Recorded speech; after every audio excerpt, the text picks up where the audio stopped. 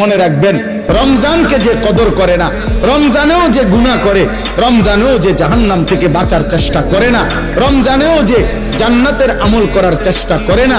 ভাই আমার, ছেলেরা আমার, বাবা আমার, পর্দার আড়ালের মা বোন আমার, সবাইকে শেষ কথা বলি। আল্লাহ রসুল বলছে, জিব্রাইল আইসা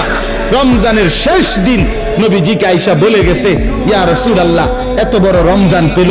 ইফতার, সাহারি, তারাবি, এতেকাফ, শবে কদর, প্রতি ঘন্টা মিনিটে এত মাফ নেওয়ার সুযোগ থাকার পরেও যেই নাফরমান জাহান্নাম থেকে বাঁচার চেষ্টা করে নাই, গুনাহ থেকে আল্লাহর কাছে মাফ নেয় নাই, জান্নাতের জরুর আশা পূর্ণ করতে পারে নাই, আমল করতে পারে নাই, খোদার কসম নবীজি বলছে,